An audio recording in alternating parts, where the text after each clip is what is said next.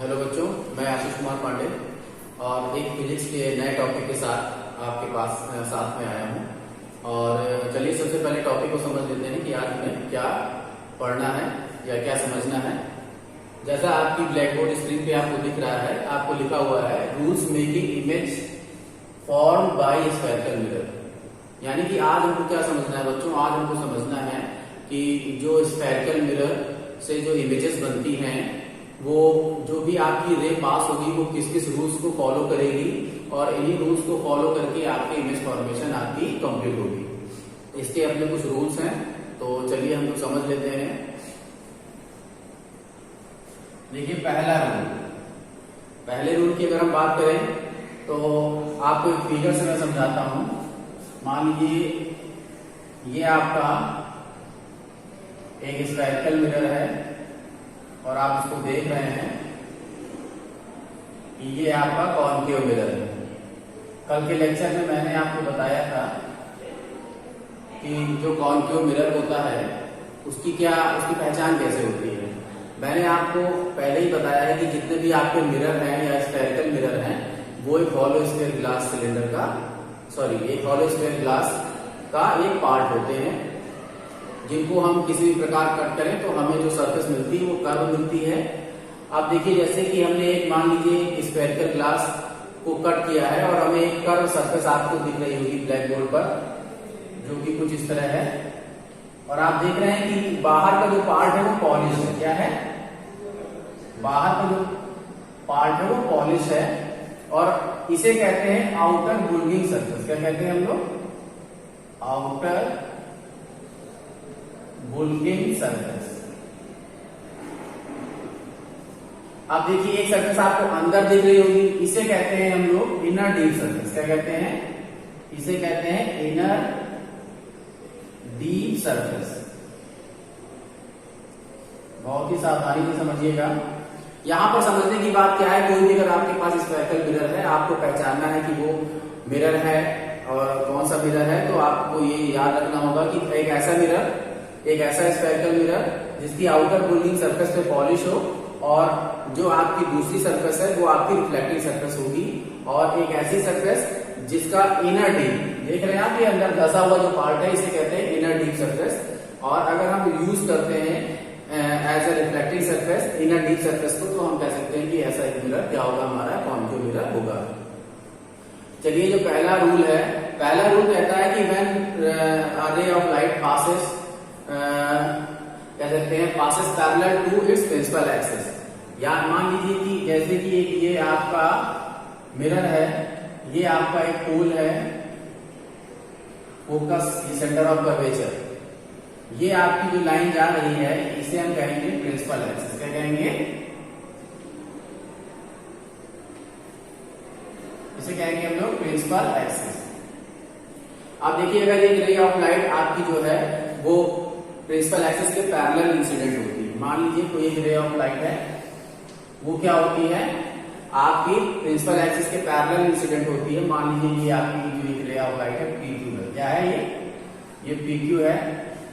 तो आपसे बता दें कि जो भी आपकी एक रे ऑफ लाइट जो कि प्रिंसिपल एक्सिस के पैरेलल हो और after reflection it passes through its focus, यानी कि जो भी आपकी रे ऑफ लाइट है जो प्रिंसिपल एक्सिस के पैरेलल होगी, वो रिफ्लेक्शन के बाद जब वापस होगी तो वो फोकस से, ये मिरर के फोकस से पास होगी। तो देखिए अब यहां से ये इस डायरेक्शन में PQ डायरेक्शन में जा रही है और मिरर के पॉइंट Q पर इंसिडेंट हो रही है, और इंसिडेंट होने के बाद आपका रिफ्लेक्शन ये फोकस से होकर पास होगी। कहां से पास होगी? ये फोकस से होकर पास होगी। ऐसी कई रे हम ले सकते हैं। मान लीजिए आपकी एक और रे है जो कि आपकी पैरेलल है प्रिंसिपल एक्सिस के और आपके मिरर के रिफ्लेक्टिंग सरफेस पे इंसिडेंट हो रही है, और इंसिडेंट होने के बाद ये कहां से पास होगी? ये आपके फोकस से पास होगी। तो ये आपका पहला रूल है। तो उम्मीद है आपको ये रूल समझ में आया होगा। अगर इसी फिगर को हम देखिए, ये तो आपका हो गया कॉन्केव मिरर। अगर हम कॉन्वेक्स मिरर की बात करते हैं तो देखिए एक मिरर हम बना रहे हैं,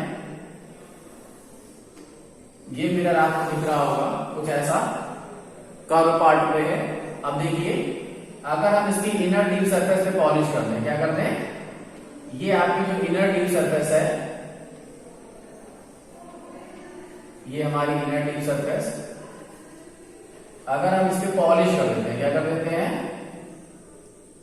अगर हम इसे पॉलिश कर देते हैं और जो इसकी आउटर बुल्गिंग सरफेस, यानी जो ये सरफेस दिख रही है आपको, इसे कहते हैं हम लोग आउटर बुल्गिंग सरफेस। क्या कहते हैं, इसे कहते हैं आउटर बुल्गिंग सरफेस। तो बच्चों आपको बता दें, एक ऐसा मिरर जिसकी इनर डीप सरफेस से पॉलिश हो और हम यूज करें as a reflective surface outer bulging surface को, तो जो ये मिरर आपका होगा वो क्या होगा, वो आपका कॉन्वेक्स मिरर होगा। क्या होगा ये आपका, now this type mirror is called convex mirror. चलिए अब वही प्रोसेस मैंने आपसे कहा था कि when ray of light passes parallel to its principal axis and after reflection it goes back, या इट रिफ्लेक्ट्स, या इट गोज इट्स फोकस। चलिए अब आगे आ जाते हैं। देखिए मैंने आपसे कहा था ये आपका पोल, ये फोकस है।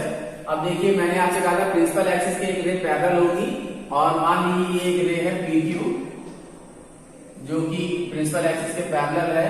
तो मैंने आपसे कहा था कि ये कहां से होती हुई जाएगी, ये आपके फोकस से हुई जाती हुई प्रतीत होगी। तो देखिए ये फोकस से जा रही है, जाती हुई प्रतीत होगी और ये आफ्टर रिफ्लेक्शन ये इस डायरेक्शन में वापस हो जाएगी। तो उम्मीद है आपको पहला रूल समझ में आ गया होगा। एक बार फिर से देख लेते हैं। When ray of light passes parallel to its principal axis and after reflection it passes to its focus। तो अब ये आपका पहला रूल है, उम्मीद है आपको समझ में आया होगा। अब चलते हैं इसके दूसरे। हाँ तो बच्चों अब हम इसके दूसरे रूल पे चलते हैं और देखिए जो आपका दूसरा रूल है इसके अकॉर्डिंग एक हम मिरर ले लेते हैं। ये आपका कॉन्केव मिरर है।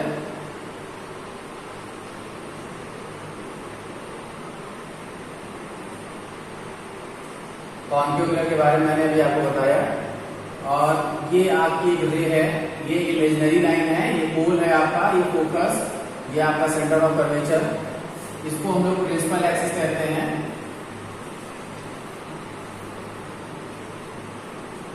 चलिए अगर दूसरे रूल की हम बात करते हैं तो हम कहेंगे when a ray of light passes through its focus then after reflection it's parallel to principal axis. या हम कहते हैं कि अगर एक रे ऑफ लाइट जो कि मिरर के फोकस से पास हो रही है, मान लीजिए कोई एक रे ऑफ लाइट है जो कि मान लीजिए एक रे ऑफ लाइट PQ है सपोज दैट, और वो मिरर के या कॉन्केव मिरर के फोकस से पास होगी, तो आफ्टर रिफ्लेक्शन ये जो वापस जाएगी तो हम कह सकते हैं कि ये आपके प्रिंसिपल एक्सिस के पैरेलल हो जाएगी, ये QS डायरेक्शन में वापस आ जाएगी। फिर से देख लीजिए, when a ray of light passes through its focus then after reflection it goes to parallel to the principal axis।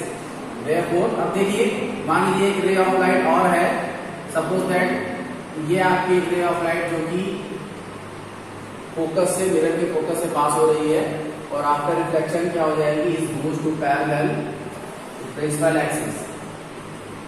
चलिए अब इसको हम लोग कॉन्वेक्स मिरर पे समझ लेते हैं। देखिए एक मिरर आपका है, ये आपका कॉन्वेक्स मिरर है और कॉन्वेक्स मिरर के लिए आपकी ये आपका प्रिंसिपल एक्सिस, ये पोल है आपका फोकस। अब देखिए जैसा कि मैंने आपसे बताया था कॉन्वेक्स मिरर में कुछ चीजें आपको समझनी है कि कॉन्वेक्स मिरर का जो भी फोकस होता है वो इमेजिनरी होता है। तो आपको देखिए इसमें आपके कॉन्केव मिरर का जो फोकस है वो क्या है, वो आपका वो कह सकते हैं आपका वास्तविक होगा या कहें कि रियल फोकस होगा। जब रियल फोकस होगा तो जो आपका इंटरसेक्शन ऑफ लाइन है वो एक्चुअल होंगी, देखिए आपको दिख रही है, बट जो हमारा कॉन्वेक्स मिरर का जो फोकस होता है वो इमेजिनरी होता है। इस कारण हम ये मानते हैं कि जो भी रेज होती है वो फोकस से जाती हुई प्रतीत होती है। क्यों? क्योंकि इसका रीजन यही है कि जो हमारा ये फोकस है वो हमारा इमेजिनरी है। चलिए हम लोग देख लेते हैं। मैंने अभी आपसे कहा कि जब भी कोई एक रे ऑफ लाइट जो कि आपको मिरर के फोकस से हुई जाती हुई प्रतीत होती है, देखिए एक रे ऑफ लाइट हम बना रहे हैं जो कि हमें मिरर के फोकस से जाती हुई प्रतीत हो रही है। तो आफ्टर रिफ्लेक्शन क्या हो जाएगा, रिफ्लेक्शन के बाद ये प्रिंसिपल एक्सिस के पैरेलल हो जाती है। तो देखिए ये प्रिंसिपल एक्सिस के पैरेलल हो गई है। उम्मीद है आपको जो सेकंड रूल है ये समझ में आया होगा। अब हम लोग चलते हैं अपने थर्ड रूल। बच्चों हम लोग इमेज फॉर्मेशन के जो थर्ड रूल है उस पर आ गए हैं और उसके अकॉर्डिंग आपको बताते हैं हम। ये आपका आखिरी रूल है और इसको समझने के लिए मैं आपको फिगर से समझाता हूँ। देखिए ये आपका एक कॉन्वेक्स मिरर है, सॉरी कॉन्केव मिरर है। इस रूल को समझने के लिए थोड़ा आपको अटेंशन पे करना पड़ेगा। कॉन्केव मिरर, अब इसके अकॉर्डिंग देखिए ये आपका पोल ये फोकस हो जाएगा और ये centre of curvature. Third rule के अंदर ये कहा जाता है कि जब भी कोई रे ऑफ लाइट मिरर के सेंटर ऑफ कर्वेचर से पास होती है तो वो क्या होगी, आफ्टर इंसिडेंट यानी इंसिडेंट होने के बाद वो उसी पाथ पे वापस लौट आती है। एक बार फिगर से समझिए, जैसे मान लीजिए ये रे ऑफ लाइट है, ये रे ऑफ लाइट है मान लीजिए PQ, इसका जो डायरेक्शन है वो PQ डायरेक्शन में है और ये सेंटर ऑफ कर्वेचर से पास हो रही है। मैंने अभी आपको बताया कि जब भी कोई रे ऑफ लाइट किसी मिरर के सेंटर ऑफ कर्वेचर से पास होती है तो वो इंसिडेंट के बाद उसी पाथ पर वापस लौट आती है। इसका रीजन ये है, इसका मेन रीजन ये होता है बच्चों की जो भी रे of light centre of curvature से पास होती है वो आपके रिफ्लेक्टिंग सरफेस यानी कि मिरर के रिफ्लेक्टिंग सरफेस पे 90 डिग्री का एंगल बनाती है। क्या करती है, 90 डिग्री का एंगल बनाती है। एक यही रीजन है कि ये उसी डायरेक्शन में ये वापस लौट आती है। फिर से देख लीजिए, मान लीजिए PQ डायरेक्शन में जा रही है, P से Q डायरेक्शन में जा रही है और इंसिडेंट होने के बाद ये Q से P डायरेक्शन में वापस आ जाएगी। चलिए हम लोग इसको समझ लेते हैं। कॉन्वेक्स मिरर के, ये आपका एक कॉन्वेक्स मिरर है। कॉन्वेक्स मिरर के बारे में आपको बता चुका हूं।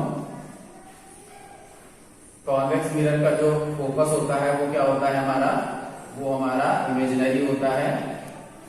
ये आपका कॉन्वेक्स मिरर का प्रिंसिपल एक्सिस, ये आपका पोल, ये फोकस, चलिए, और ये सेंटर ऑफ कर्वेचर।